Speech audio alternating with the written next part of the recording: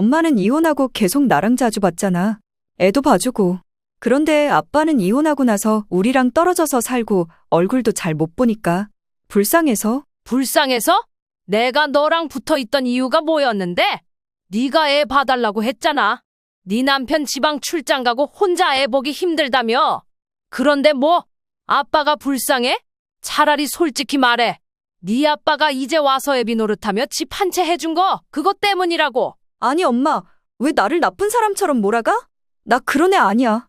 진짜 아빠가 안타까워서 그런 거야. 네가 언제부터 그렇게 아빠를 안타까워했어?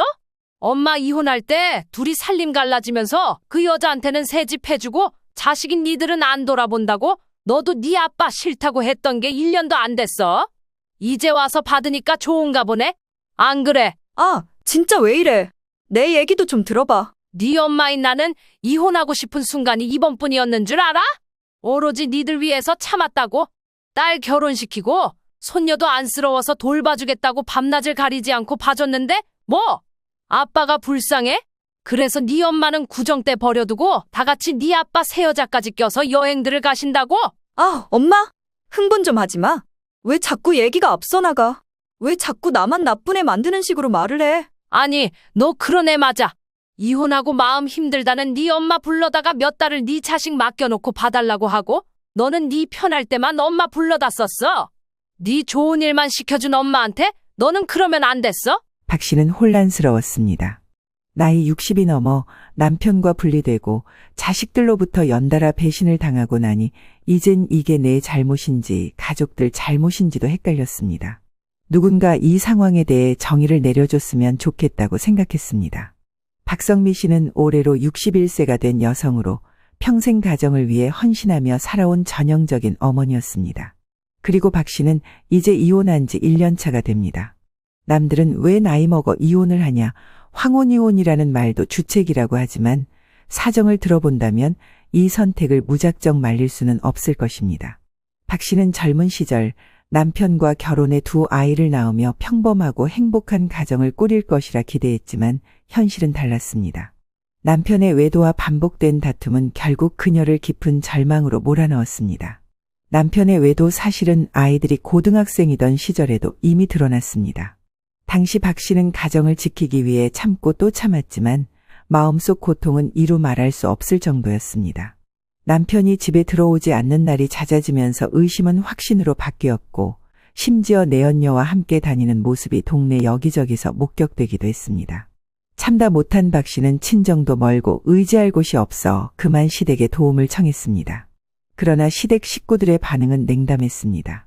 시어머니와 신우들은 박 씨를 위로하기는커녕 오히려 그녀를 비난하며 남편의 외도 원인을 박 씨 탓으로 돌렸습니다. 남자가 밖으로 도는 건 다 이유가 있는 법이야. 여자가 잘했으면 이런 일이 생겼겠어? 올케가 가정주부로서 역할을 더 잘했어야지. 안 그래도 얘가 전부터 올케한테 불만 많았어. 그게 다 터진 거라고. 이런 말을 들으며 박 씨는 깊은 모멸감과 분노를 느꼈지만 자식들 생각에 그저 묵묵히 참아내기로 했습니다. 심지어 남편이 집을 비우는 날에도 박 씨는 시댁의 요구를 들어주며 제사나 김장을 도맡아 해야 했습니다. 그렇게 하면 남편과의 관계가 나아질 줄 알았습니다. 남편의 잘못으로 인해 온갖 고통을 겪고 있음에도 불구하고 박 씨는 가족을 위해 자신을 희생하며 버티고 또 버텼습니다. 그러나 남편의 행동은 시간이 지날수록 더욱 뻔뻔해졌습니다. 정년 은퇴 후에도 남편은 박 씨와 함께 있기를 거부하며 아픈 시어머니를 돌봐야 한다는 핑계를 대고 집을 떠났습니다. 하지만 박 씨는 남편이 시댁에 간 게 아니라 내연녀의 집에서 지내며 이중 생활을 하고 있다는 사실을 알게 되었습니다. 심지어 박 씨가 해다 준 김치까지 내연녀의 집으로 들어가고 있으며 내연녀가 시댁에 인사를 갔다는 사실까지 알게 되었습니다. 이쯤 되면 이혼 안 하는 게 바보 아니냐고 생각할 수 있겠지만 아이들 때문에 쉽게 결단을 내리지 못했습니다. 그래도 딸의 결혼만큼은 무사히 치르고 나서 모든 것을 정리하겠다는 결심으로 이 악물고 버텼습니다. 딸의 결혼식이 끝나고 나오는 자리에서 박 씨는 남편과 저만치 멀리서 여길 보고 있는 내연녀를 보며 마지막 통보를 했습니다. 이제 마지막 고비를 넘겼네. 당신은 가서 저 여자랑 살고 나랑은 그만 끝내자. 사이 좋은 부부인 척 둘 다 아주 욕받지. 그만하자고. 아이고, 나는 이혼까진 생각 없었는데 당신 생각이 그렇다니 어쩔 수 없지. 남편은 빈정대면서 어깨를 으쓱하더니 그 길로 내연녀와 함께 사라져버렸습니다.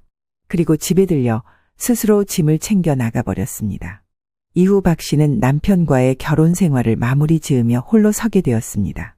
이혼 소식을 알렸을 때 두 아이의 반응은 달랐습니다. 딸은 어머니의 고통을 누구보다도 잘 알고 있었기에 박 씨의 결정을 이해하며 위로했습니다. 엄마가 너무 불쌍해. 평생 우리만 보고 살았는데 아빠는 진짜 벌 받을 거야. 엄마, 나만 믿어. 엄마는 내가 지켜줄게. 딸의 말에 박 씨는 그나마 작은 위안을 느꼈습니다. 그러나 아들의 반응은 다소 차가웠습니다. 일찍이 독립해서 살고 있었고 부모의 이혼에 대해 두 분의 일이라며 별다른 관심을 보이지 않았습니다. 엄마, 아빠 일은 엄마가 알아서 잘 정리하시길 바라요. 솔직히 어릴 때부터 두 분 너무 싸우셨고 보면서 저도 너무 지쳤어요. 그 꼴 보기 싫어서 전 직장 구하자마자 나간 거고요. 생활비도 제가 내고 알아서 살고 있으니 저도 제 인생 알아서 할게요. 아들의 이런 태도에 박 씨는 야속함을 느꼈지만 딸이 자신을 이해해주는 것만으로도 마음을 달랬습니다. 이혼 후 박 씨는 딸의 요청으로 손녀를 돌보며 시간을 보냈습니다. 딸이 산후우울증으로 힘들어할 때 안 그래도 본인도 외로웠던 박 씨는 기꺼이 도움의 손길을 내밀었습니다. 딸의 집에 상주하며 손녀를 돌보는 일은 고단했지만 손녀의 해맑은 웃음은 박 씨에게 작은 위로가 되었습니다. 엄마가 없었으면 나 정말 어떻게 했을지 몰라. 너무 고마워. 네가 잘 살기만 하면 돼. 엄마는 그거 하나만 바라고 있어. 딸의 이런 말들에 박 씨는 기쁜 마음으로 손녀를 돌보며 하루하루를 보냈습니다. 그러나 마음 한구석에는 여전히 외로움과 허탈함이 자리 잡고 있었습니다. 남편과의 이혼 그리고 아들의 무관심은 박 씨의 가슴에 깊은 상처로 남아 있었습니다. 이렇게 박 씨는 딸과 손녀에게 의지하며 새로운 삶을 시작하려고 노력했습니다. 하지만 이 모든 희생과 헌신의 대가가 결국 어떤 결과로 이어질지 그때는 알 수 없었습니다. 우선 이 무렵 딸의 산후우울증은 쉽게 가라앉지 않았습니다. 그런 딸의 모습을 본 박 씨는 더욱 애써야겠다고 다짐했습니다. 박 씨는 하루의 대부분을 딸의 집에서 보냈습니다. 손녀의 울음을 달래고 딸의 식사를 챙기며 집안일을 도맡았습니다. 딸은 엄마가 있어 얼마나 다행인지 모르겠다며 거듭 감사의 말을 전했습니다. 엄마, 남편은 지방 출장이 잦아서 자주 못 오고 내가 이모님을 쓰고 어쩌고 할 형편도 못 되고 엄마가 내 옆에 있어줘서 너무 고마워. 엄마한테 용돈 얼마라도 드려야 하는데 남편이 지금 자리를 못 잡아서 여유가 없네. 무슨 소리야? 누가 너더러 그런 거 달래? 엄마도 지금 마음 적적해. 차라리 이렇게 바쁘고 정신없는 게 훨씬 나아. 걱정하지 말고 애랑 너만 생각해. 비록 남편과의 결혼 생활은 실패로 끝났지만 딸과 손녀를 위해 자신이 존재할 수 있다는 사실이 박 씨를 버티게 했습니다. 딸과는 친구처럼 많은 이야기를 나누며 소탈하게 마음을 나누기도 했습니다. 이런 이야기도 딸과 할 수 있다니 신기했습니다. 근데 혜진아, 엄마도 이제 이혼하고 어떻게 살아야 할지 모르겠어. 친구도 주변에 마땅히 없고 맨날 만나던 아파트 아줌마들도 엄마가 이혼한 걸 알더니 처음에는 짠해하더니 나중엔 자기들끼리만 바쁘게 사는 것 같아. 모르지 뒤에서 험담하는 것 같기도 하고 말이야. 이제 나한테는 아무 관심도 없더라. 그런 박 씨에게 딸은 외로움에 무너지지 말라고 조언했습니다. 진정한 친구 그런 게 다 어딨어 엄마. 엄마보다 한참 어린 나도 아는 걸. 이렇게 가족이나 믿을 만한 거지 뭐. 괜히 여기저기 기웃거리면서 사람들 믿으면 안 돼. 아줌마들 노후에 이혼하고 주변에서 사기 제일 많이 당한다고 하더라. 가족만 있으면 돼. 박 씨는 이런 딸과의 대화를 통해 딸이 너무나 든든하고 믿음직스럽다는 생각을 했습니다. 딸의 집에서 지내는 시간이 길어질수록 박 씨는 자연스레 손녀와도 정이 깊어졌습니다. 손녀가 방긋 웃을 때마다 그녀의 마음속 깊은 외로움도 조금씩 사라지는 듯했습니다. 반면 아들과의 관계는 점점 더 소원해졌습니다. 박 씨는 아들에게도 가끔 전화를 걸어 안부를 물었지만 아들의 태도는 시큰둥했습니다. 엄마, 저 바빠요. 여자친구랑도 약속이 많고 회사 일도 정신없어요. 엄마가 잘 지내시길 바라요. 박 씨는 아들의 이런 말을 들을 때마다 서운한 마음을 감출 수 없었지만 굳이 티를 내지는 않았습니다. 그저 딸과 손녀와 보내는 시간을 통해 외로움을 잊으려 노력했습니다. 그렇게 시간이 흘러 신정이 다가왔습니다. 박 씨는 새로운 해를 맞아 가족과 함께 시간을 보내고 싶어졌습니다. 가족 모두가 모여 해돋이를 보러 가는 계획을 세우고 싶다는 생각이 들었습니다. 그간 한 달에 반 이상 집을 비우는 남편 때문에 소갈이를 하며 한 번도 맘 편히 여행이나 휴가를 즐겨본 적이 없었습니다. 이혼을 했고 이제 남아도는 시간들을 제대로 활용해보고 싶었던 겁니다. 아들, 신정의 해돋이 보러 가지 않을래? 가족끼리 모여서 새해를 시작하면 좋잖아. 그러나 아들의 대답은 예상대로였습니다. 엄마, 새삼스럽게 무슨. 그리고 죄송한데 여자친구랑 약속이 있어서요. 그날은 좀 힘들 것 같아요. 박 씨는 아들의 태도가 여전히 야속했지만 이제는 크게 기대하지 않기로 했습니다. 아들은 이미 어릴 적부터 독립심이 강했던 아이였고 박 씨는 그저 아들이 행복하게 잘 살기를 바랄 뿐이었습니다. 딸에게도 같은 제안을 했습니다. 예, 우리 신정의 해돋이 보러 갈까? 엄마가 해돋이 본 지가 참 오래된 것 같아. 새해는 뭔가 좋은 기분을 느끼면서 시작하고 싶네. 정서방도 계속 부산에 있을 예정이잖아. 그러나 딸의 대답도 박 씨를 조금은 서운하게 했습니다. 엄마, 이번에 남편이 지방에 잠깐 내려오라고 해서 안 그래도 챙겨줄 물건도 있어서 신정에는 남편한테 다녀오려고. 엄마 괜찮지? 딸의 말에 박 씨는 서운함을 느꼈지만 그래도 딸이 가족을 잘 챙기며 사는 모습이 기특했습니다. 그래. 가족끼리 시간 잘 보내고 와. 엄마는 혼자서도 잘 보낼 수 있으니까 걱정하지 마. 박 씨는 딸과 아들이 각자의 삶에 충실히 살아가는 모습에 괜히 자신이 외로워지는 느낌이 들었지만 그래도 아이들을 위해 기도하며 신정을 보낼 준비를 했습니다. 그렇게 그녀는 새로운 해를 맞이하며 또다시 혼자만의 시간을 준비하게 되었습니다. 그런데 돌연딸이 연락이 온 것입니다. 엄마, 지금 집이지? 저기 너무 미안한데 지금 애가 열이 갑자기 나서 어떻게 해야 할지 모르겠어. 이미 기차표는 끊어놨고 남편한테 급히 전해줄 것도 있는데 준비 다 해놨는데 나 어떡해? 이 말에 박 씨는 안타까운 마음에 딸에게 애를 맡기고 가라고 했습니다. 아이고, 그래. 그럼 애기는 엄마 집에 맡겨두고 가. 엄마가 돌볼 테니까. 1박 2일이랬지? 잘 다녀오고. 딸은 울먹이며 대답했습니다. 엄마, 진짜 너무 미안해. 엄마밖에 믿을 데가 없네. 남편이랑 벌써 떨어져 있은 지 2달이 되다 보니까 서로 너무 못 보기도 했고. 박 씨는 한숨을 내쉬며 딸의 말을 이해했습니다. 부부가 그렇게 오래 떨어져 있으면 안 돼. 엄마를 봐라. 너는 잘 살아야지. 이 말을 해놓고 박 씨는 다시 한번 입 밖으로 나온 말을 되새기며 자신의 서글픈 나날들을 떠올렸습니다. 젊었을 때 남편의 지방근무 또한 시댁 사정 때문에 떨어져 지내던 시간들, 그 사이에 쌓인 오해와 고통, 결국에는 되돌릴 수 없었던 관계의 균열이 떠오른 것입니다. 하지만 딸에게는 이 기억을 물려주고 싶지 않았습니다. 그녀는 고개를 세차게 저으며 마음을 다잡았습니다. 딸은 박 씨에게 다시 한번 미안하다고 말하며 돌아와서는 구정에 꼭 엄마와 시간을 보내겠다고 약속했습니다. 엄마, 구정에는 엄마랑만 시간 보낼게. 가고 싶은 데가 있으면 말해. 내가 다 데려다 줄게. 그 말에 박 씨는 그나마 마음의 위안을 얻을 수 있었습니다. 딸의 말 한마디 한마디가 진심이 느껴졌기 때문입니다. 박 씨는 딸과 손녀가 곁에 있다는 것이 자신의 삶에서 가장 큰 위안이라는 것을 다시 한번 깨달았습니다. 딸은 덧붙여 시댁 이야기를 전했습니다. 어머니도 이번에 이모님들이랑 여행 가신 데서 오지 않아도 된다고 하시네. 작년에 임신 중에 갔을 때 내가 아프고 탈났던 것 때문에 마음이 불편하신가 봐. 애기 너무 어리니까 나중에 본인이 서울 와서 보자고 하셔. 박 씨는 잠시 망설였지만 딸의 이야기를 듣고 조용히 고개를 끄덕였습니다. 그래, 그럼 구정에는 제대로 시간 보내자. 걱정 말고 잘 다녀와. 그리하여 박 씨는 홀로 집에서 열이 나고 아픈 손녀를 1박 2일 꼬박 돌보았습니다. 손녀는 갑작스러운 열 때문에 보채고 울었지만 박 씨는 끝까지 최선을 다해 아이를 달래며 열을 내려주려 애썼습니다.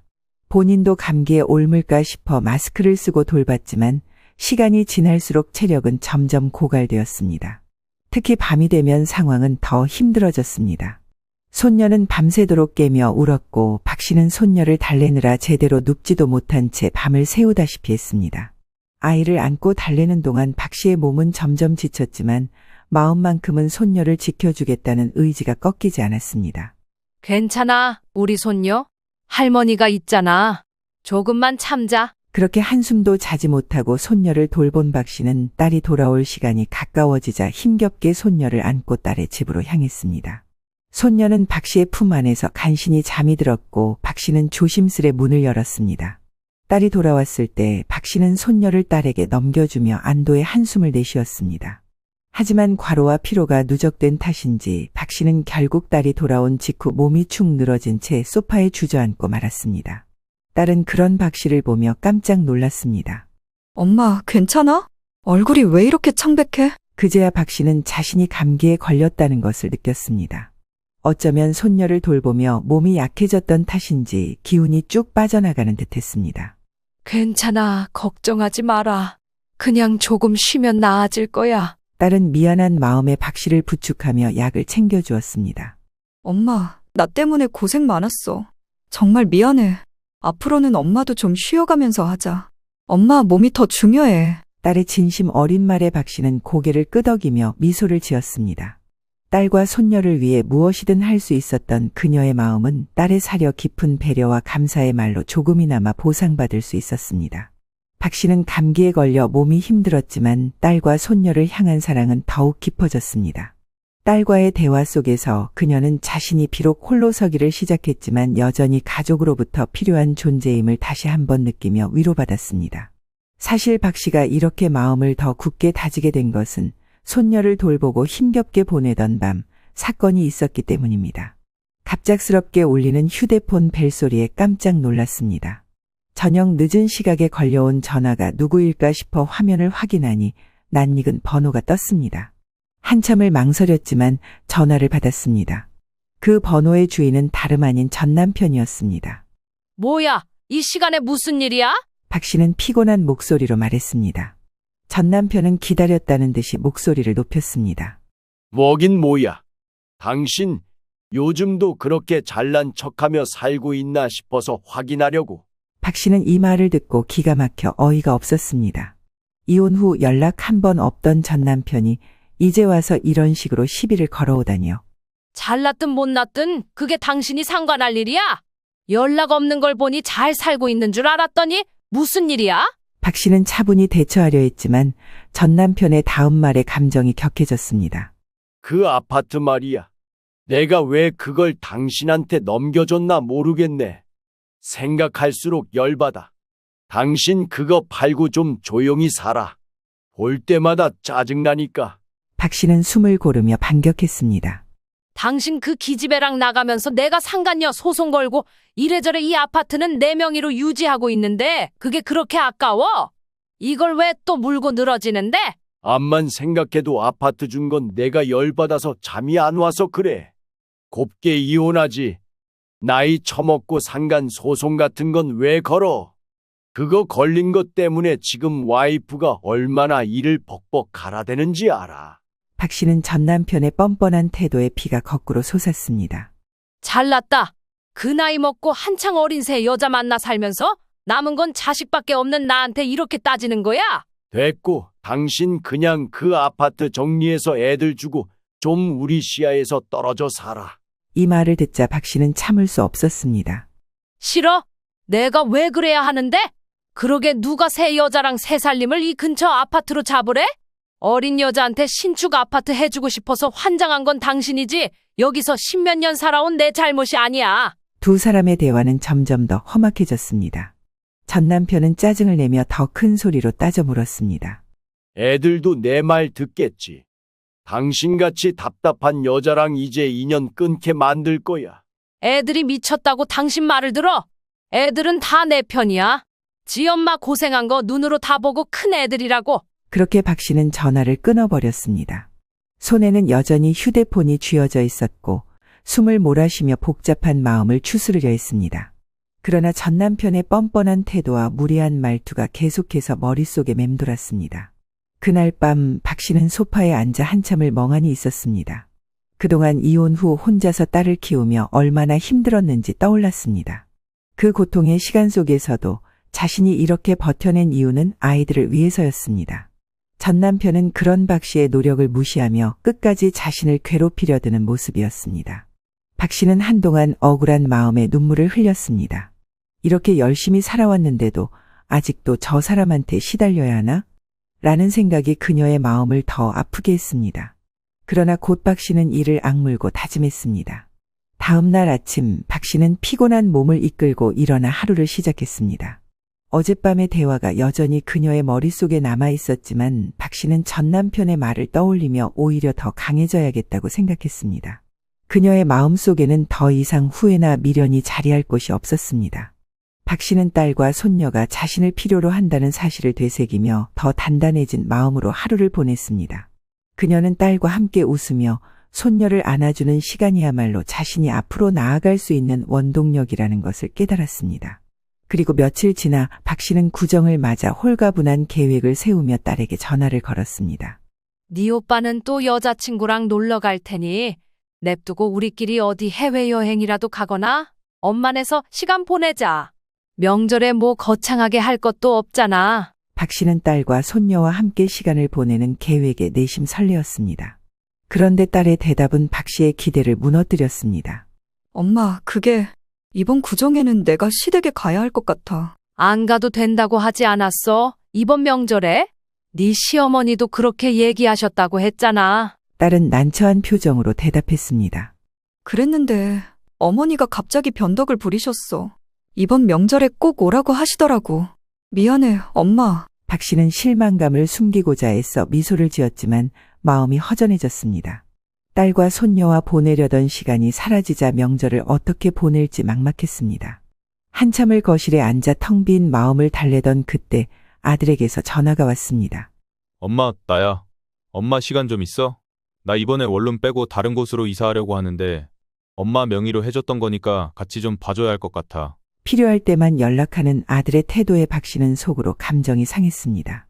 하지만 일단 전화를 받았으니 차분히 대답했습니다. 그래, 이사하려고? 왜 갑자기 이사를 하려는 거야? 아들은 태연하게 대답했습니다. 아, 이번에 아빠가 근처 신축 아파트로 옮겨주신다 해서 혜진이는 지금 사는 단지 내에서 평수 좀 더 넓은 옆 아파트로 이사가고. 순간 박 씨는 귀를 의심했습니다. 그게 무슨 얘기야? 무슨 신축 아파트? 엄마 몰랐어? 아빠가 우리한테 집 하나씩 해준다고 했는데 나한테는 근처 신축 아파트, 혜진이네 부부는 지금 사는 곳에서 더 넓은 집으로 옮겨주신대. 박 씨는 당황스러웠지만 침착하게 물었습니다. 아빠가 니들 집을 해준다고. 그걸 왜 나한테 말 안 했을까? 나는 엄마랑 다 얘기된 줄 알았는데 하긴 아빠가 그러는데 엄마가 자기 아파트 절대 안 판다고 했다고 대신 아빠 돈으로 집을 해주겠다고 했거든. 그건 뭔 소리야? 내 아파트를 갑자기 왜 팔아야 하는데? 몰라. 아무튼 아빠도 뭔가 되게 짜증난 것 같았어. 하여간 마지막이라면서 나랑 혜진이 집값 보태준다 하더라고.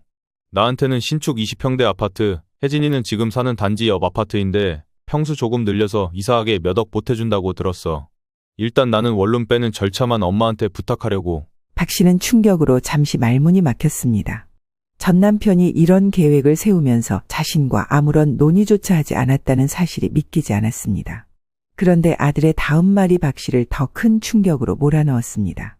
아무튼 우리도 양심은 있으니 이번에 비행기 값은 우리가 내는 걸로 했지. 비행기가? 무슨 비행기? 그게 무슨 말이야? 아들은 대수롭지 않게 대답했습니다. 엥? 엄마 진짜 모르고 있던 거야? 이번 구정에 아빠랑 나랑 혜진이네 부부랑 다 같이 캐나다 여행 가기로 했는데. 박 씨는 순간적으로 심장이 쿵 내려앉는 느낌을 받았습니다. 캐나다 여행? 그걸 왜 이제 얘기해? 엄마한테는 왜 말 안 했어? 엄마가 모를 거란 생각을 못 했다니까? 혜진이가 당연히 말할 줄 알았어. 엄마랑 자주 보잖아. 박 씨는 하늘이 노래지고 머릿속은 복잡한 생각으로 가득했습니다. 여기까지 들어본 내용을 정리해보니 전 남편이 자식들에게 집을 조금씩 확장해주며 지원하겠다는 이야기를 했다는 사실에 놀라움을 금치 못했지만 더 충격적인 건 자식들의 반응이었습니다. 그 제안을 흔쾌히 받아들였다는 것이었습니다. 아니 물론 집 한 채씩 해주겠다는 것은 전 남편은 아이들에게 있어 아빠 노릇을 해야 하니 그건 그렇다고 볼 수는 있었습니다. 그러나 그것 때문에 여행 가는 것도 비밀로 하고 낼름 지 아빠 쪽에 붙어버린 자식들이라니. 그동안 자신이 자식들을 키우기 위해 얼마나 많은 희생을 했는데 박 씨는 깊은 서글픔에 사로잡혔습니다. 남편의 무관심과 독선적인 태도 속에서도 두 아이를 키우느라 고군분투했던 지난 날들. 아이들이 학비를 걱정하지 않도록 밤낮으로 일하고 새벽까지 잠 못 이루며 고민했던 수많은 날들이 머릿속을 스쳐 지나갔습니다. 그러면서 전 남편이 과거에 했던 말들이 하나둘 떠올랐습니다. 당신 그 아파트 말이야. 그거 나중에 애들한테 물려줘야 하지 않겠어? 그리고 구질구질하게 애들 옆에 붙어서 그러고 있지 말고 적당히 팔고 애들 물려주고 좀 눈앞에서 사라져. 알겠냐고. 그때는 단순히 박 씨를 괴롭히려는 말로만 들렸는데 이제야 퍼즐처럼 맞춰졌습니다. 전 남편은 박 씨와 결혼 생활을 정리한 건 물론이고 자식들까지 떼놓고 싶었던 겁니다. 이상하게 이전부터 자기 자식들한테는 끔찍했습니다. 애들 앞에서 박 씨를 함부로 대하는 일은 부지기수였으면서 말입니다. 박 씨는 목을 가다듬고 아들에게 마지막으로 한 가지를 물어보았습니다. 너희 아빠랑 너희들만 가는 거야? 아들은 잠시 망설이다가 대답했습니다. 아니, 아빠네 그 여자. 아니, 아무튼 아빠랑 같이 사는 분도 가. 저기, 엄마 미안한데 우리도 아빠 눈치를 좀 봐야 해서. 그 말을 듣는 순간 박 씨의 손은 떨리기 시작했습니다. 그 여자라니 전 남편과 동거 중인 여자가 명절을 기념하는 가족 여행에까지 포함되어 있다는 사실이 너무도 치욕적으로 느껴졌습니다. 내연녀로 인해 전 남편이 가정을 내팽겨쳤던 것, 생활비도 1년간 끊고 주지 않았던 일을 아이들도 기억합니다. 그 무렵 박 씨는 그걸 메우기 위해 밤에 대리운전도 하고 힘든 일들을 감당했던 것입니다. 그런 걸 알고도 그 무리에 껴서 여행을 간다니 자식들에게 배신감이 드는 건 어쩔 수 없었습니다. 그러나 박 씨는 겨우 숨을 고르며 또 다른 질문을 던졌습니다. 그래, 그럼 이거 혜진이도 다 아는 얘기란 말이지. 아들은 대수롭지 않게 대답했습니다. 걔가 어떻게 몰라? 걔가 나랑 내 여자친구, 아빠랑 그 여자분, 자기네 부부랑 애기까지 비행기표 다 끊고 호텔도 예약하고 있는데. 그 말에 박 씨는 숨이 멎는 듯한 충격을 받았습니다. 딸은 자신에게는 구정의 시댁에 가야 한다며 거짓말을 하고 이미 모든 계획을 진행 중이었습니다. 딸도 아들과 함께 전 남편의 제안에 동조하며 여행 준비를 하고 있었던 것입니다. 박 씨는 참을 수 없는 분노와 슬픔에 떨리는 목소리로 말했습니다. 나더러 자기 시댁 가야 한다고 하던데? 아들은 그 말에 잠시 멈칫하더니 피곤한 목소리로 대답했습니다. 아, 엄마, 그것까진 모르겠다. 걔도 머리 아프겠지. 엄마한테 얘기하기 좀 그랬나 봐. 아무튼 원룸 처리만 좀 부탁할게. 다시 연락할게. 끊어요. 전화를 끊은 뒤 박 씨는 한동안 아무 말도 할 수 없었습니다. 자신을 배제하고 전 남편과 새로운 가족처럼 행동하는 자식들의 모습을 떠올리며 가슴이 무너지는 것 같았습니다. 그녀는 눈물이 차오르는 것을 애써 참으며 한마디 중얼거렸습니다. 이게 다 무슨 일이야?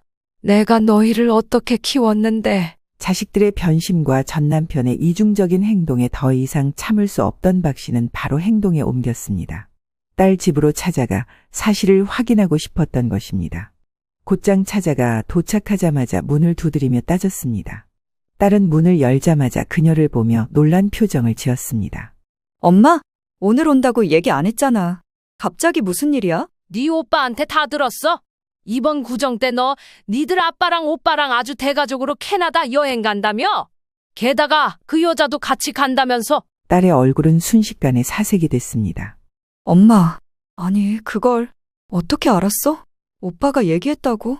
박 씨는 아무 대답도 안 하고 차가운 눈으로 딸을 바라보았습니다. 딸은 침을 꿀꺽 삼키며 대답했습니다. 엄마, 그게 어쩔 수 없었어. 사정이 있어서. 어쩔 수 없었다고? 그게 무슨 말이야? 왜 어쩔 수 없었는데? 딸은 말을 꺼내기 전에 잠시 망설이더니 힘겹게 대답했습니다. 엄마는 그래도 항상 나랑 가까이 있었잖아. 같이 살고 애들도 봐주고. 그런데 아빠는 이혼하고 나서 우리랑 떨어져서 살고 얼굴도 잘 못 보니까 불쌍해서. 불쌍해서? 내가 너랑 붙어 있던 이유가 뭐였는데? 네가 애 봐달라고 해서 그런 거야. 네 남편 지방 출장 가고 없는 집에서 애 키우기 힘들다고 했고 그것 때문에 밤낮으로 함께 있어준 게 나라고. 그런데 뭐? 아빠가 불쌍해? 차라리 솔직히 말해. 네 아빠가 이제 와서 애비 노릇하며 집 한 채 해준 거 그거 받고 싶어서 그런다고. 딸은 억울한 표정을 지으며 항변했습니다. 아니, 엄마, 왜 나를 나쁜 사람처럼 몰아가? 나 그런 애 아니야. 진짜 아빠가 안타까워서 그런 거야. 네가 언제부터 그렇게 아빠를 안타까워했어? 엄마 이혼할 때 둘이 살림 갈라지면서 그 여자한테는 새 집 해주고 자식인 니들은 안 돌아본다고 너도 네 아빠 싫다고 했던 게 1년도 안 됐어. 이제 와서 받으니까 좋은가 보네. 안 그래? 아, 진짜 왜 이래? 내 얘기도 좀 들어봐. 네 엄마인 나는 이혼하고 싶은 순간이 이번뿐이었는 줄 알아? 오로지 니들 위해서 참았다고. 딸 결혼시키고 손녀도 안쓰러워서 돌봐주겠다고 밤낮을 가리지 않고 봐줬는데 뭐? 아빠가 불쌍해? 그래서 네 엄마는 명절 때 버려두고 다 같이 그 기집애까지 껴서 여행들을 가신다고? 아, 엄마? 흥분 좀 하지 마. 왜 자꾸 얘기가 앞서 나가? 왜 자꾸 나만 나쁜 애 만드는 식으로 말을 해? 그러나 박 씨는 물러서지 않았습니다. 아니, 너 그런 애 맞아. 이혼하고 마음 힘들다는 네 엄마 불러다가 몇 달을 네 자식 맡겨놓고 봐달라고 하고 너는 네 편할 때만 엄마 불러다 썼어. 네 좋은 일만 시켜준 엄마한테 너는 그러면 안 됐어? 딸은 얼굴이 붉어지더니 반박했습니다. 엄마, 왜 같은 얘기를 이상하게 바꿔서 말해? 그럼 내가 엄마한테 뭐라고 해야 돼? 아빠랑 우리끼리만 캐나다 여행 간다고 말하면 엄마가 기분 좋겠어? 엄마도 상처받을 거잖아. 그 말에 박 씨는 더 이상 참을 수 없는 분노가 끓어오르는 것을 느꼈습니다. 그녀는 목소리를 높이며 말했습니다. 퍽이나 대단하게 엄마를 생각해줘서 네 애비가 해준다는 집 솔랑받고 신나서 비행기 티켓 신청하고 여행 계획 짜고 그것 때문에 괜히 찔리니까 한동안 나더러 안 와도 된다고 쉬라고 했던 거 아니야? 입 있으면 말을 해봐. 딸은 아무 대답도 하지 못한 채 시선을 피했습니다. 잠시 후 딸은 작은 목소리로 변명하듯 말했습니다. 나는 그냥 가족 전체에 좋은 추억이 될 것 같아서 그런 거야. 박 씨는 더 이상 말을 듣고 싶지 않았습니다. 고개를 저으며 딸을 향해 마지막으로 한마디를 던졌습니다. 야, 너 수작 부리지 마. 그딴 소리 하지도 말고 내가 너한테 해준 걸 생각해봐라. 엄마고 부모면 당연히 너한테 모든 걸 해줘야 되는 줄 아니? 내가 네 아빠한테도 당하고 너랑 네 오빠한테도 이렇게 연달아 뒤통수 맞아가면서 멍청하게 가만히 있어야 되냐? 이제 그만하자. 박 씨는 말을 마친 뒤 돌아섰습니다. 눈에서는 눈물이 흐르고 있었지만 그 눈물은 슬픔보다 분노와 배신감에서 비롯된 것이었습니다. 이제 이판사판 다 끝났다 싶었던지 딸도 마구 소리를 질러댔습니다. 아, 진짜 짜증난다, 엄마. 왜 이렇게 구질구질하게 그래? 엄마가 이러니까 아빠가 엄마를 질려하는 거야. 너무 집요하다고. 사람이 다 사정이 있는 거지. 그걸 꼭 이렇게 다 들고 파야 해? 야, 너 지금 뭐라고 했어? 엄마 보고 뭐라고? 아빠가 질릴만 하다고. 아, 아니, 엄마. 저기, 지금 말은 실수했어. 미안해.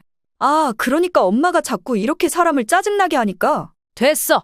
너랑 네 오빠랑 잘난 네 아빠한테 돈 많이 받아 처먹고 살아. 나는 내 가정은 이렇게 됐어도 네 가정은 지켜주겠다고 애를 썼어. 근데 너는 엄마를 이렇게 버리네. 아니라니까. 진짜 왜 그래? 내 말 좀 들어봐. 네 말 들어볼 게 뭐가 더 있어. 이미 확인됐는데 이제 엄마랑은 끝이야. 박 씨는 그 뒤로 집으로 돌아와 머리를 부여잡고 앞으로 어떻게 살 것인지 고민했습니다. 그리고 기존 본인 명의로 된 아파트를 세를 주고 그동안 몰래 모아둔 돈을 가지고 고향에 있는 친구에게 내려갔습니다. 미자야, 나 그쪽 동네로 좀 내려가도 되니? 좀 쉬고 싶어서 그래. 무슨 일이야?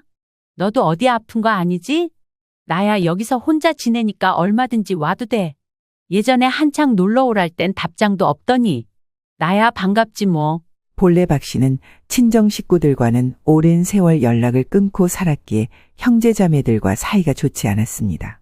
부모님이 돌아가시고 유산 문제에서 밀려나고 가족들 사이에서도 소외되었기 때문입니다. 관계가 틀어지고 나서 많은 시간이 지나버려 이제는 마음을 기댈 곳이 고향의 친구밖에 남지 않았습니다. 급히 내려온 친구네 집에서 몇 주간 머물며 그 근처의 작은 연립을 알아보았습니다.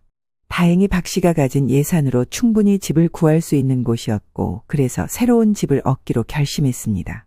그런데 딸은 뒤늦게 연락을 해와서 마치 자신이 잘못한 것을 알리려는 듯한 말투로 아주 장황하게 이야기를 늘어놓았습니다. 엄마 멀리 내려왔으니까 이제 니들은 네 인생 살아. 엄마 찾지 말고. 하지만 딸은 그런 박 씨를 달래려 하며 얕은 수를 쓰기 시작했습니다. 엄마, 그러지 말고 어디야? 내가 데리러 갈게. 지금 애기가 자기 할머니를 얼마나 찾는데. 됐어. 한동안은 엄마 시간 보낼 거고 편하게 지낼 거야. 네 자식은 네가 알아서 키워야지. 그런데 여기서 딸은 본색을 드러냈고 박 씨는 이런 딸의 모습을 어디 말할 수도 없고 참 수치스럽단 생각이 들었습니다. 어디서부터 잘못된 건지 감도 잡히지 않았습니다. 엄마 진짜 이럴 거야? 아니, 엄마 아니면 나는 누구한테 애를 맡겨? 나 이제 곧 복직하는 것도 알잖아.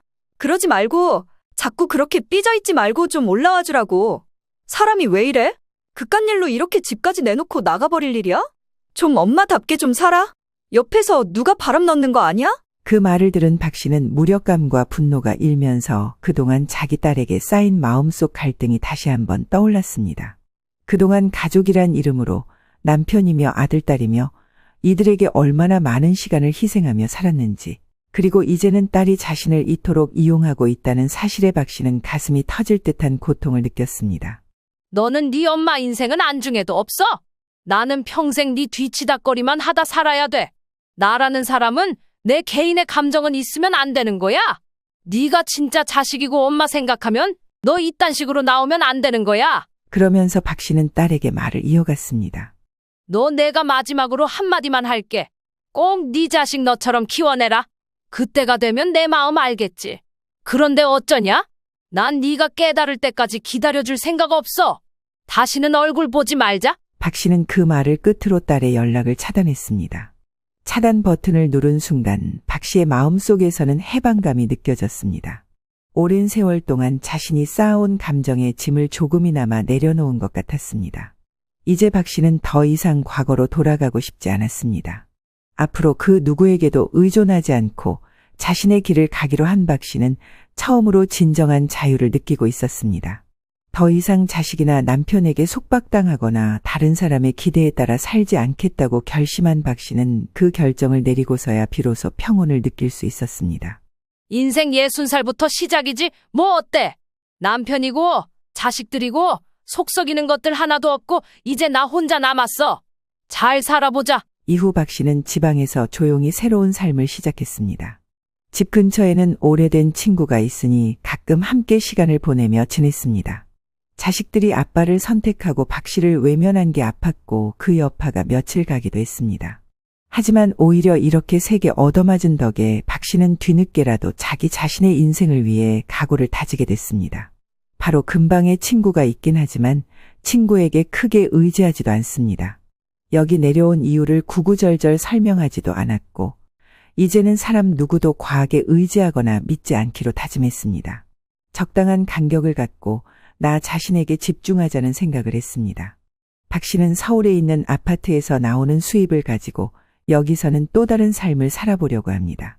그나마 젊은 날 그거라도 붙들고 있었고 이혼할 때 확실하게 내 권리를 찾고 얻어낸 덕에 이만한 입지라도 유지할 수 있게 되었습니다. 앉으나 서나 사나 죽으나 경제력이 최고란 생각을 하면서 앞으로도 열심히 힘닿는 동안은 계속 일을 해보자고 다짐했습니다. 지금 비록 혼자일지라도 심지만 곧게 서 있다면 두려울 게 없다고 생각했습니다.